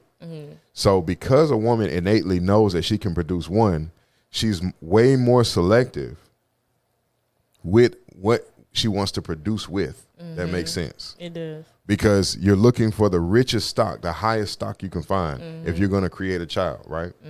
That's the nature of a woman. Meanwhile, a man can say, I just need to just get this feeling off me and go through all these different women and only love one of them. You know what I'm saying? Right. And still have the ability to create one all those different times. But that's not the nature of a woman. So if the grass appears to be greener, or if there's a fluctuation in the grass being greener, it's due to attraction. You see why men be like, hell no, hell no. You know what I'm saying? Because we're thinking about the fact that most women have to be selective. And most women choose to be selective. You know what I'm saying? Sometimes a little bit more looser when you're young, but the selection gets refined as you get older. Right. Right. So again, I ask you, if the guy that you were dealing with had such a solid hold on mind and heart, how did the ex get in there to begin with? I honestly don't know. See what I'm saying? That's something I gotta really take a deep dive and look into. Because we all do it. You know what I'm saying? And I think it's innate because again, we forget to understand our nature first as people. Do you know our people were polygamous by design? You can tell. Yeah. I mean, just look out here. You can tell.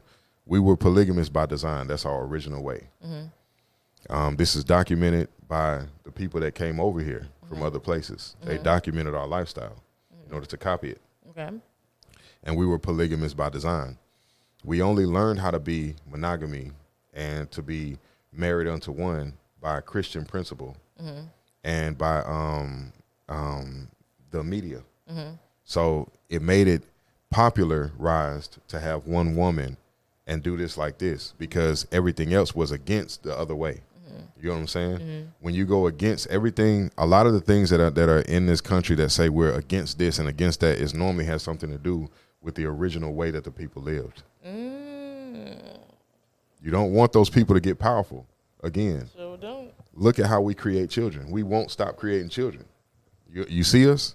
We always having children. Always. They trying to get rid of the darkness, and we steady creating kids. You know. Everybody got a little melanin in them now. You understand me?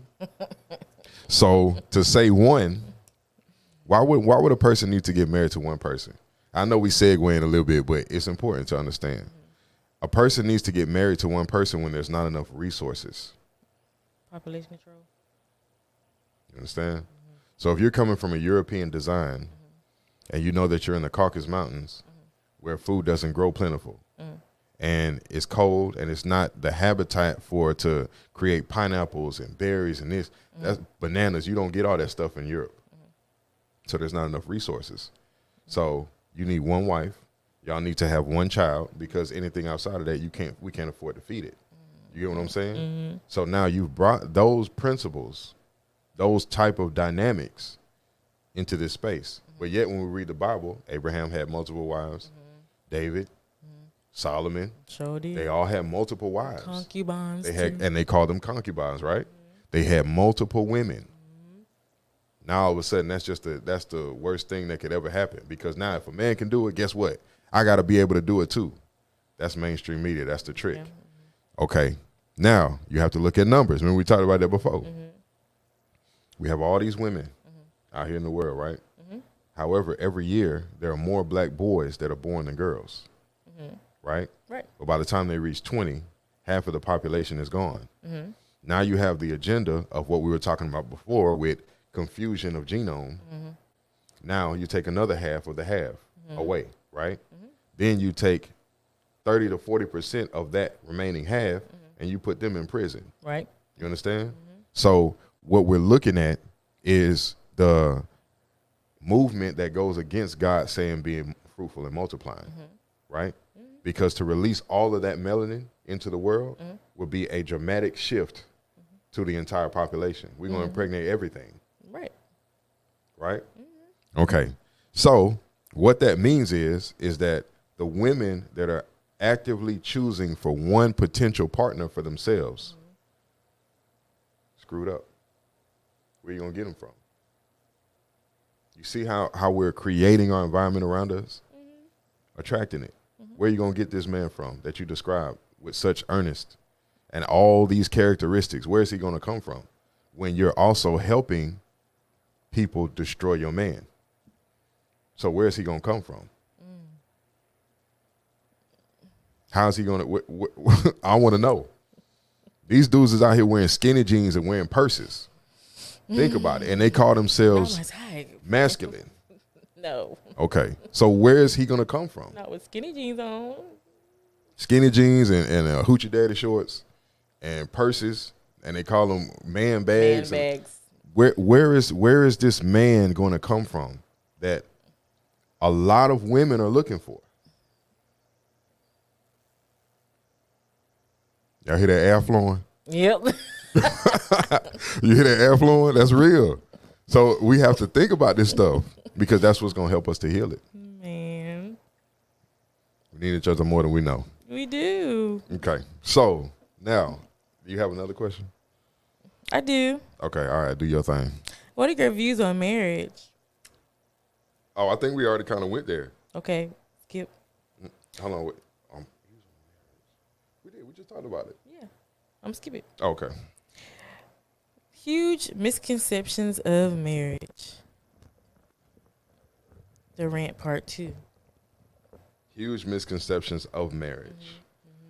Oh, you got notes here. I do. Okay. What's your first one? So these your notes anyway. Okay, so I feel like a misconception of marriage is that it's all about the ring. It's always centered around the bride, and it's whatever she wants. I thought that was true. That's not true? No. It's about the groom, too. When?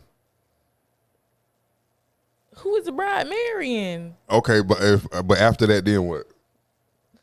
Who is the bride marrying? It's about him, too. I get that. But after who's the bride marrying, then what is for the groom? What is for him? Yeah, which part of that ceremony is for the groom after who the bride is marrying? A lot of it. Which part? You got the reception. You got the vows. That's not about the groom. So you mean tell me the wedding is just, oh girl, let me look at your ring, let me look at your dress, girl. What else would it be? Do you know that if outside of having a traditional wedding, that you can go, there's 2 other ways to get married? Yeah, the courthouse. You go to the courthouse and you get eloped, right. Or you live with each other at the same address for 10 years. It's called common law marriage. So why do most people go towards the big glitz and glam when we have an 85% divorce rate? Because they marrying for the wrong reasons. So who is it about then? You just answered. You know who it's about. You don't want to say it. So who? Right. Okay, that's fine. That's fine. So who is it about then? The bride and her want. That's right. But it's not supposed to be like that. Well, how it's supposed to be? It's supposed to be 50-50. It's supposed to be about the couple becoming one and starting a new journey together. That's what it's supposed to be about. You can pay $100-something and go downtown and do that. That's what I'm saying, but that's how I feel. So why do we go through such extravagant? I feel like it's kind of like competition. Like, oh, I want my wedding to be outdo all weddings. So yeah. Mm-hmm. Competition amongst who? Mm-hmm. Folk. See, you don't want to say it. How you go? You got to go there with me. You got to answer the question. Because I'm thinking about folk, because you know, I feel like it's really the people that be invited to your wedding. Like they go to it, they be like, "Oh, okay, this cute," but they be hating on the low and taking notes, and then when they pop out married, they try to outdo what you did. But who cares about that? I honestly don't care. I'm saying generally. I who feel like normally the cares people about that? care about that. The people that I'm talking about, they know who they talking about. But They know what I'm talking about. she know what I'm talking about. Who normally cares what other people think? Those folk. See, you in that mess. That's fine. Because you avoid the question, but that's fine. I'm answering your question. Okay, I'm just speaking subliminally, like I'm on Women are normally in competition with each other when it comes down to that type of thing. That's the normal process. Go ahead, then. Since she didn't want to say it. I didn't. Men are not in competition about their marriage and the ceremony. We don't care about that. They don't. We really don't care about that. If you left it up to men, they would just go get their little marriage certificate And come get back your onto ring the house. and come on back to the house. Y'all may have a reception, y'all may not. Right. Or we'll probably go take a vacation together. Right. And we'll disappear together. Simple. Keep it simple. But women, we gotta be over the top, child. When I heard Girl. that photographers for weddings, 15 grand, 10 grand to take some pictures.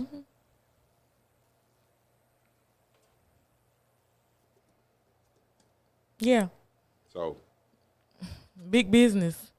it's big business. And whenever something has big business, it also has an agenda attached to it. Okay. And what's the agenda? We just talked about it. No. It's creating. We have an 85% divorce rate in this country. Yes. 85%. That's bad. That is very, very high compared to how many marriages. They have a wedding season. You know that? That's when most people get married during, from Valentine's Day to like a certain time in April, something like that, May or whatever. I think. It's like a little bit later. Going to It's June. all through the summer too. You know they Marriage want season. weddings on the beach. I don't Just know for them why. people to turn around 2 years Just later. for them to turn around and You see what I'm saying? So what is the call for that type of thing? It's just to show off right.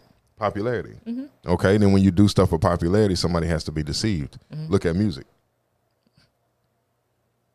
It's the same. It's all the same. All of it works together. You know what I'm saying? Same lyrics, same hooks, same beats. Y'all just doing samples at this point. Same performance styles. People don't even want to go to concerts no more because those are not performers. Those are not artists. They just lip singing. That's right. And they're there to make the money. That's what music for us has become. A bunch of people just here to make some money. So they're not artists. You know what I'm saying? When you look at this, when you get married under those contracts, are you actually marrying that person? Do we understand what the definition of marry is? No, they don't. I'm going to look it up. All right. Look up the definition of marry. So we'll know how to marry something, what that means. And then you can't look at these new age definitions. Child. Don't go to Urban Dictionary. Somebody made that one up. Okay, let's see.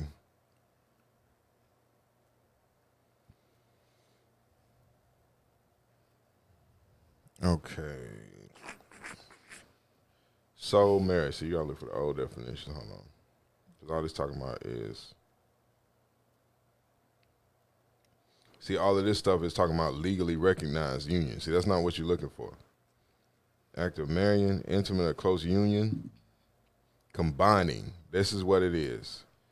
So to marry is to combine together. Hold on, wait a minute. Two become one.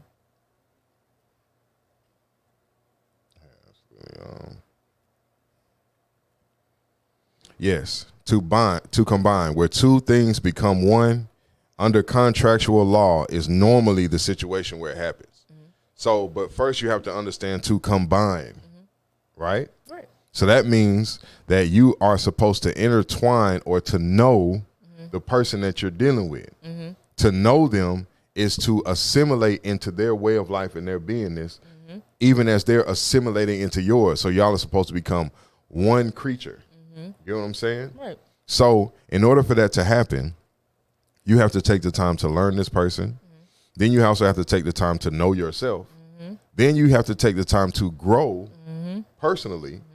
Then you have to grow together. All of that takes time to actually assimilate or combine yourself with somebody. Right. Right? All of this is supposed to happen before you say I do. Sounds like courting. Amazing. Isn't that funny how things just kind of, you know what I'm saying, make a whole circle? Interesting. So most of the people that are out here getting married are not being courted. They're just dating. They're just dating. Then get in the ring. And get in the ring. Notice they say, oh, I dated him for 6 months and now we're married. You don't even know if he let the toilet seat down when he get done using the bathroom. That is true. And now you mad because y'all married and he don't let the toilet seat down? So you said you attracted that to yourself. Right. Amazing. Amazing. Things we do. And we think we have a hold on this thing called life now. Tell us we don't. We do. Okay. We swear up and down we got a hold on this thing called life. Can't nobody do life better than us. The blind leading the blind. You understand what I'm saying? And the youth leading the youth. Lord, and this is mercy. where we are. What's that? What's the next question you got down there? Oh, the next question. The rest of them is notes, and this one is: do you feel that culture or this generation leaves wants for marriage, and why? Do I feel that this generation leaves wants from or the desire to be married?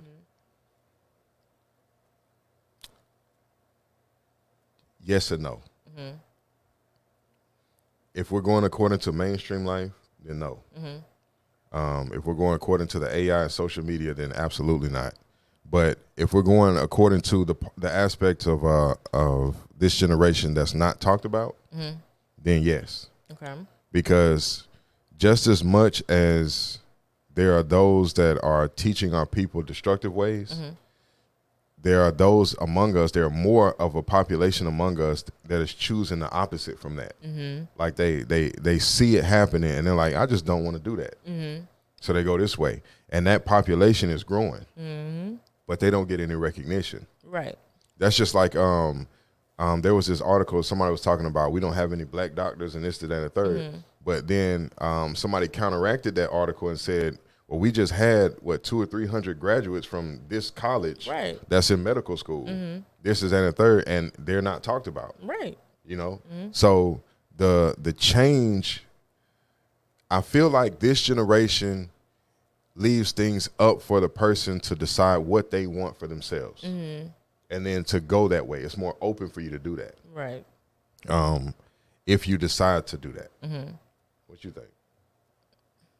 I think yes and no, but I feel like they lean more towards it because of the misconceptions of marriage. They don't lean towards it because it's work involved or it's actually you gotta be more than just what you look like. You gotta actually have some substance to you when you're married. So they learn that after they get married? Yeah. And then boom, there go another divorce. Divorce rate go up. So they treat marriage like a credit card, kind of. Get it, max it out. Right. Start over, try again. So you think that's going to lead to more people that's of this generation, by the time they're 45, 50, they're going to have 3-4 marriages under their belt? Absolutely. Absolutely. That's interesting. Y'all be smart out here with y'all married man. Be smart. Y'all man. court instead of date. Lord have mercy. Wow. So people are getting married off the first year fling, like the way the feeling is in the first year. Yeah. But that's scary. they just dating a representative. Because again, the representative is the person that they show you at first. When y'all dating, you ain't seeing the real them. And the representative can only be around for like 6-7 months. By telling you lies. Right. You fall in love with that representative. You don't fall in love with a real person. Wow, that's true. Heavy. That's heavy conversation. Heavy. You fall in love with the representative and not the real person. Heavy. Now, if it's a little bit longer than a year, then that's the real person. But people can only show you who they are. People can only show you the fake person they represent for so long. They get tired. They do get tired. That's a lot of energy lying. It's a lot of energy. Wow. Good stuff. We had a heavy conversation. What, this is the second episode? Yeah. Hey, we ain't even got no meat on our bones yet, for real. And we already going in. Okay. Oh, look at okay, so look, the thing for the definition for married finally popped up, right? Mm-hmm. So the very last definition, which normally the last definition is the oldest one. Okay. So to unite in close and usually permanent relation. That's courtship. Mm-hmm. We're not doing that. The very first one says to join in marriage according to law or custom. That's the new age. Because the laws, people are just doing it for law. Do you know that back in the day there was people that would say they would get married for business transaction? Yeah, that's what they pushing now. I don't want it. I'm cool. Y'all can keep that. Don't come to me talking about how much you got, what kind of credit score you got, and all that. Because that's what you basing your love off of. Right. If you want a business partner, just say that. Facts. I'm not. Amazing. Amazing. Mm-hmm. All right, so is that the show? We at 10:40. We at 10:42 now. Yeah. No, you gotta have your rant. My rant. Yeah, you gotta do your rant for the day. I guess I ain't really have one, but I got one. Okay, so do your thing. You got it. I'm out. What am I ranting on today? Yeah. I'm gonna rant on customer service. Let's see. Customer service. I have a problem with people who don't give top tier customer service. This is my whole thing. It is not. Okay, it's not. It's not my problem that you chose to go to that job. Okay? I did not tell you, I did not put a gun to your head and say, you better go to this job. Mm-hmm. If you're having a bad day, cool. Everybody has one. But don't take your frustrations out on me. I just asked for a straw, ma'am. A word. What is the issue? Do we need to take you to the side and have a whole counseling session? What is going on? A word. Now, when it comes to Chick-fil-A top service, I feel like Chick-fil-A is kind of slacking now. I feel like they're overworking them Chick-fil-A kids. Mm-hmm. And they need to pump your brakes. Now, I kind of feel like I have to gear myself up to go to different places. Because the customer service. If you go into Popeyes, you know what you finna get. yeah, if you go to McDonald's, you know you finna get. That's true. Yeah. And another thing, too, I got something to say, including your rant. Put me another ketchup in the bag. Right. How you gonna give me this whole large fry and you gave me one little ketchup? What am I supposed to do with that? A little stingy. Like, is it coming out of your paycheck? I doubt it. Give me some more ketchup. You ain't gotta be like that. Why do I have to pay 50 cents for another sauce? That's true too. This joint don't make no sense. That's what I'm saying. I go there, I be like, look, listen now. This through the drive-thru. Listen now. Every time I come over, y'all give me 2 ketchups. I got a whole hamburger. I got a whole some fries in there too. Uh-huh. Give me enough ketchup to coat the hamburger if I want to coat the hamburger with ketchup. Mm-hmm. Give me enough ketchup for that. Make it worth my while to come back here. And how come when you do ask for it, they got an attitude? Exactly. Customer service. Ma'am, you acting like I asked you for the whole world. It's going to spoil. If you don't give it to me, it's going to spoil eventually. So you might as well give it to me. You might as well. You got to throw it out. Thank you. Okay, thank you. I didn't mean to jump in your rant like that, but I got a little emotional about that ketchup. Cool. We be playing with you, man. But anyway. Customer service, y'all just step it up. We love you. We need you. Y'all are actual essential workers. Y'all are. But I just need y'all to, like, step it up or something. Maybe y'all not getting paid enough. Start a petition. Get y'all pay up a little bit, and we all can be happy. We all can be happy. Ketchup. Mm-hmm. Over some ketchup. Over some ketchup. Mm-hmm. So that's the rant for the day? Yep, that's my rant. That's our rant for the day. Customer service. Pick up your customer service skills, y'all. Mm-hmm. They're important. Right. And also, these people that be like, these folks don't tip. These folks don't tip, especially in Pensacola. Ooh, that's a whole nother rant, too, because I feel like tips are optional when it comes to things. Do you know in Europe they don't tip at all? Right. Like when you go to a restaurant, when you go anywhere to go sit down and eat or anything, massage anything, there's no tips. You pay the fee and you leave. Right. That's it. But here, it's like mandatory. Have you ordered on DoorDash? Right.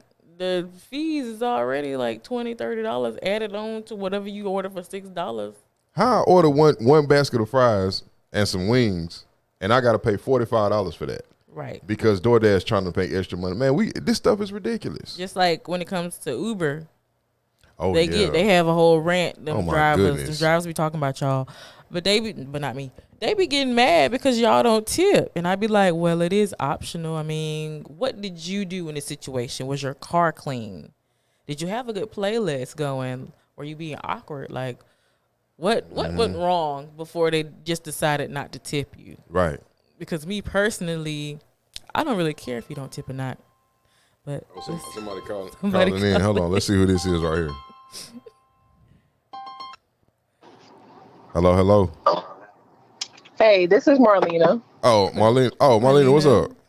Hey, what's going on? No, what? So, I heard y'all talking about the whole no tip thing, Mm-hmm. and this is coming from a former server. Mm-hmm. When you're serving as a waitress and stuff, they only pay you according to like the minimum wage for serving. Which, if you're in Florida, it's like $5. If you're in Alabama, it's like $2. Okay. Because they're Hourly? expecting you to get tips.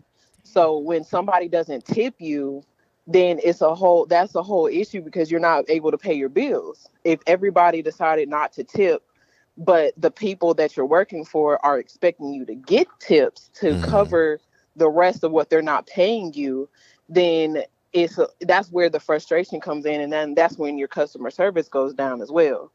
So what people don't realize is tips used to be to ensure proper service. So you would, back in the day, people would put the tip on the table or like hand the tip to the waitress first before they got their food so that they can ensure proper service. Oh, I see. From the person. But nowadays people are like, oh, I'm not tipping, but then they're wondering why they're not getting good service as well, especially if they're coming back reoccurring customers. But sorry, I didn't mean to cut you off. No, go ahead. Okay? So let me ask you this question: Is tipping optional in most restaurants, or is it a mandatory thing for the customer? It actually really. Overall, it's optional, obviously, but in some places they actually put gratuity, which is the tip. They have it mandatory on a part of your bill. Like some places, if you come into like a more upscale place, it's like, you automatically, gratuity is a part of your bill. In other places, they're hoping that you tip, but they're giving you the option to either do it or not, and you have the option of how much you tip based off of your service. But if somebody's giving you outstanding service and you don't tip them at all, that's why Black people also don't get the type of service that we deserve, because we're always known for not tipping. Okay, well, let me ask you this though: if a restaurant has taken gratuity out, which is the tip, and then tipping is optional, but you have to pay your bills, why would the person that you're working for create that type of environment for it to be optional? And like if you need it so much to take care of your life, why would that optional standard be there? Because they're hoping that people tip based off of the service, not saying that, oh, they're not going to tip at all. Like if you give crappy service, you have the option to not tip that person because they gave you crappy service. Right. But they're expecting for people to give exceptional service, so you're going to get an exceptional tip. It's to promote better customer service. I see. To give the option of how much you tip. But in other places, they make you pay because of the place that it is. Like if you have a big party of like 30 people, most times places have like a 30% tip already added to the bill. And it'll like tell you at the bottom, like you've already paid for the tip. You don't need to tip them anymore unless you want to. I see. So, okay, that just seems irresponsible on the company to leave somebody's well-being in the hand of people that have the option to tip if they want to or not. You know what I'm saying? Correct. So I see what you're saying. So it's better for a company to take gratuity out. That way you ensure that your tip is coming to you as opposed to leaving it in the hands of the people. Either that or just pay servers a normal minimum wage, or like the a higher pay. That way you don't have to worry about the tip. But again, if you're more inclined to, especially if you have reoccurring customers, you're more inclined to give them the best service, make sure their drinks are refilled, make sure their food is right, when you know they're going to give you a $30 tip, even though they're spending $20. You know what I mean? Right. According to that, as opposed, that's why when we go out as Black folks, when we go out, people look at us sideways. Nobody, even as Black waitresses, waiters, they don't want to take those tables because they know they're not going to get money off of it. So it's like they're spinning their wheels and doing all this great work, no matter what, but they're not getting compensated for it. But they have, though. If they took gratuity out, then they've already paid it. No, but most places don't. That's the thing. Most places, unless you're working in an upscale place, most places don't take gratuity out. Unless it's like a big party, if there's like 20 people. Oh, I see. Okay.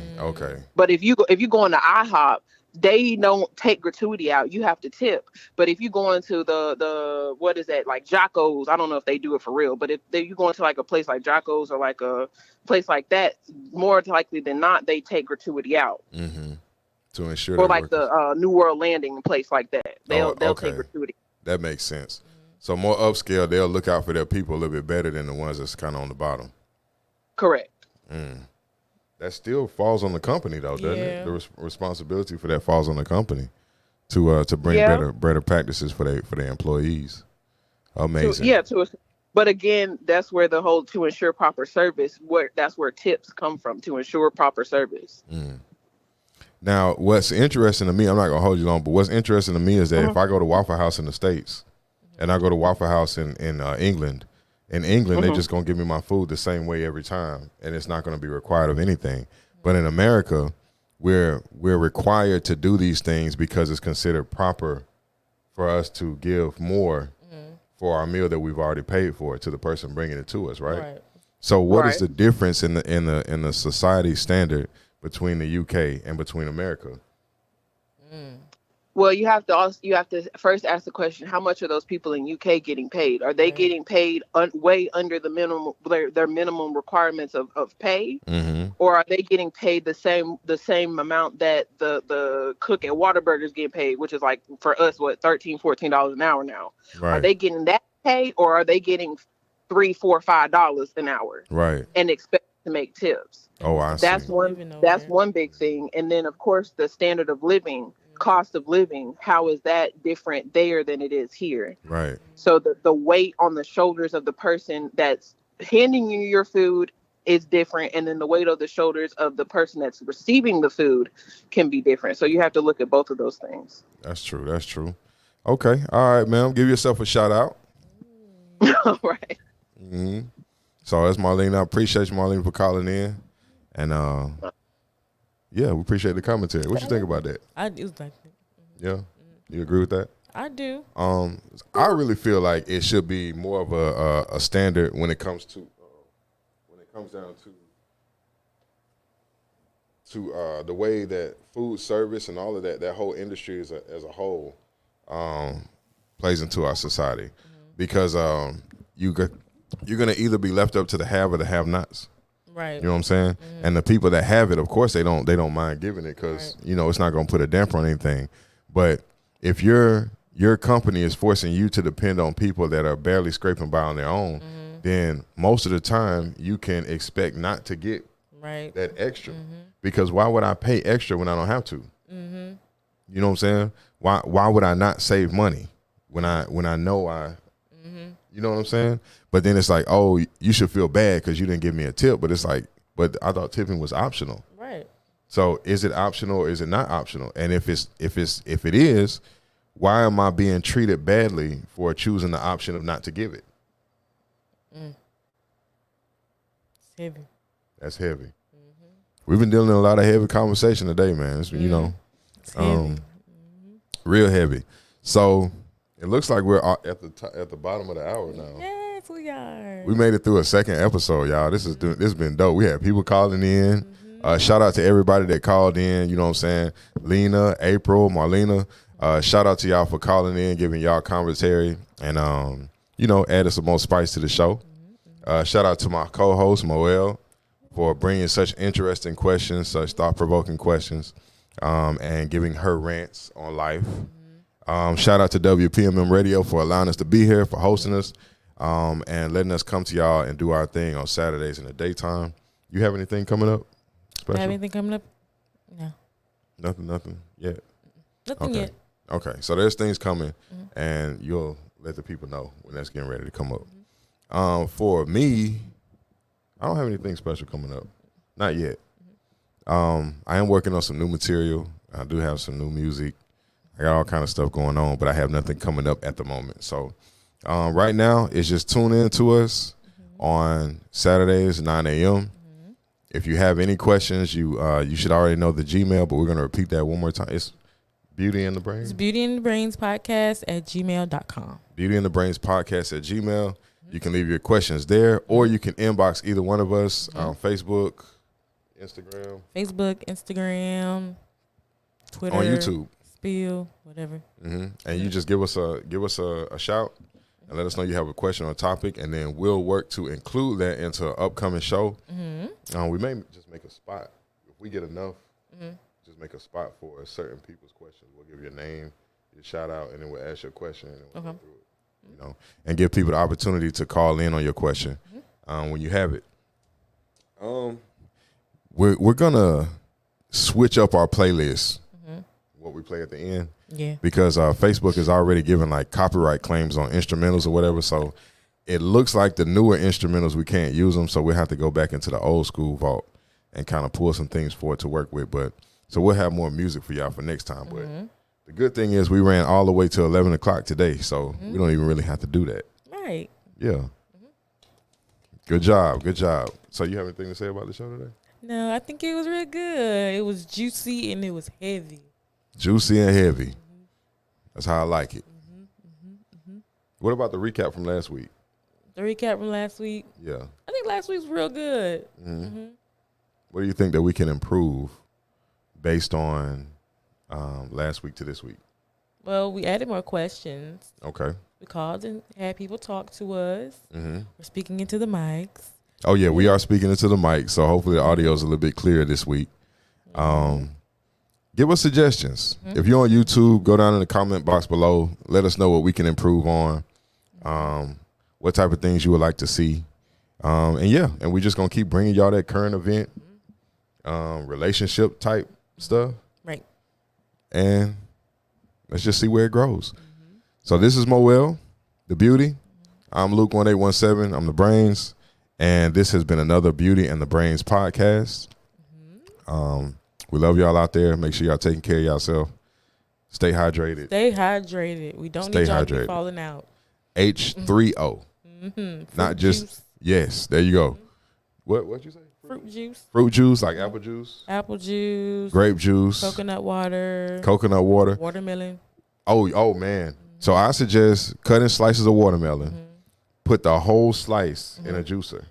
So you get the juice from the seeds, from the white part, and from the skin also. So you have to wash it first. And then juice the whole thing and drink that. And you're going to see how your hydration is. Dang, I'm trying it today. My NutriBullet. Wait, where you get watermelon at? What you mean? From the side of the road? The man on the side of the road? No, I ain't stopped by him, but I do got some from Publix. From Publix? Okay. I'm looking for that man on the side of the road. He ain't been back since it got hot. Cause it's a little hot out there. Yeah. We need him to come on through. If y'all know him, man, give him a phone call. Tell him he need to come post up. Aunt. Yeah, somebody check on Aunt. Tell Aunt we need the watermelons out here, man. He tripping. But anyway, we're going to go ahead and get out of here. Y'all enjoy y'all Saturday. Enjoy y'all weekend. And we'll see y'all next week. Peace out.